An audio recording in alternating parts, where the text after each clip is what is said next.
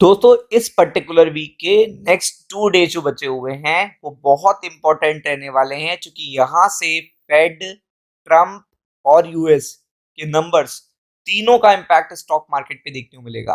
फिर से बता रहे हैं, फेड आप देख सकते हो आने वाला है कल, और आपको पता है यूएस के नंबर्स, और देन आफ्टर दैट अगर आप देखेंगे तो सबसे बड़ा पॉइंट ऑफ व्यू है यहाँ पे ट्रम्प का स्टेटमेंट, ये भी आपको देखने को मिलेगा।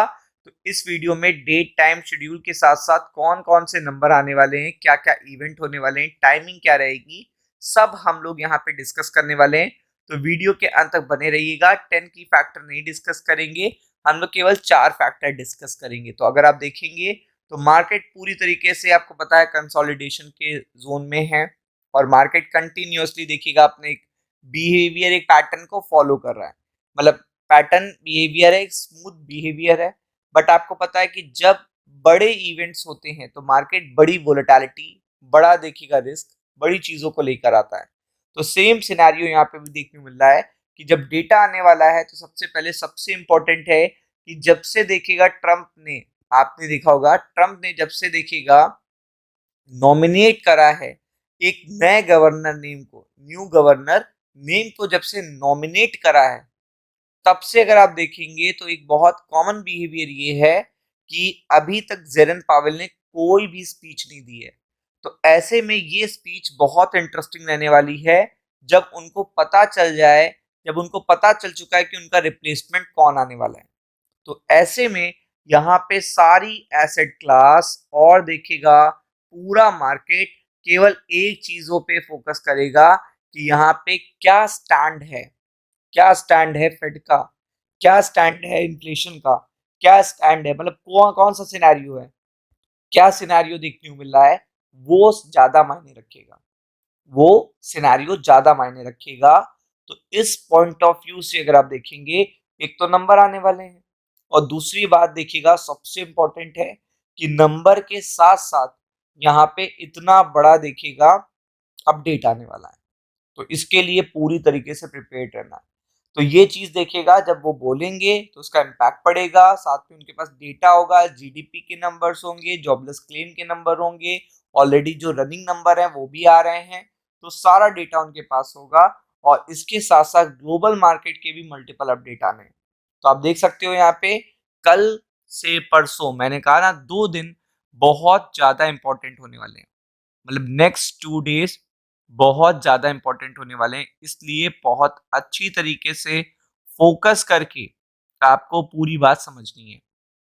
तो आप देख सकते हो यहाँ पे, तो सबसे पहले अगर आप देखोगे तो यूनाइटेड स्टेट्स, अगर आप यहाँ पे देखोगे यूनाइटेड स्टेट्स का डेटा है। आप कल थर्सडे है, आज भी डेटा आना है ड्यूरेबल गुड्स का और बहुत सारा इंडस्ट्रियल प्रोडक्शन का, वो तो इम्पैक्ट करेगा ही करेगा। लेकिन आप साफ साफ यहाँ पे देख सकते हो फेड के मिनट्स बहुत ही इंपॉर्टेंट है। फेड के मिनट्स कल के लिए देखिएगा बहुत इंपॉर्टेंट है। जॉबलेस क्लेम का डेटा यहाँ पे देखिएगा कितना इंपॉर्टेंट है, बताने की जरूरत नहीं है क्योंकि फेड के मिनट तो रात में आते हैं, तब तक जॉबलेस क्लेम का डेटा आ चुका होगा। फिर ऑयल स्टॉक का चेंज का डेटा आएगा, बैलेंस ऑफ ट्रेड का डेटा आएगा, होम सेल का डेटा आएगा। इसके बाद फ्राइडे को जीडीपी के नंबर आएंगे, इन्फ्लेशन के नंबर आएंगे, प्राइस इंडेक्स के नंबर आएंगे, सारे नंबर आपको देखने को मिलेंगे। आप देख सकते हो यहाँ पे पूरा देखिएगा बिजिएस्ट वीक ये देखिएगा 2 दिन होने वाले हैं, 2 दिन बहुत बिजी होने वाले हैं। जैसा कि आप देख सकते हो, मैंने आपसे कहा ना कि सबसे इंपॉर्टेंट है कि फेड जेरन पावेल क्या बोलेंगे, वो सबसे इंपॉर्टेंट है क्योंकि आप तो ट्रम्प से नाराज है ही हैं। फिर उनको डेटा भी बताना, डेटा को भी नरेट करना और आगे का सिग्नल देना है। जो नॉमिनी उनके देखिएगा आ गए हैं, तो वो सिग्नल बहुत ही ज्यादा इंपॉर्टेंट होने वाला है। तो वो सिनेरियो बहुत इंपॉर्टेंट है। और आप देख सकते हो यूरो एरिया से भी डेटा आना है, ये देखिएगा कंस्ट्रक्शन का और पीएमआई का, दोनों दिन देखिएगा डेटा आपको देखने को मिलेगा। अब इम्पोर्टेंट क्या है, जापान से कल जो नंबर आने मशीन ऑर्डर के, ये सीधा जापान के मार्केट से होते हुए आपकी गिफ्ट निफ्टी को इम्पैक्ट करेंगे।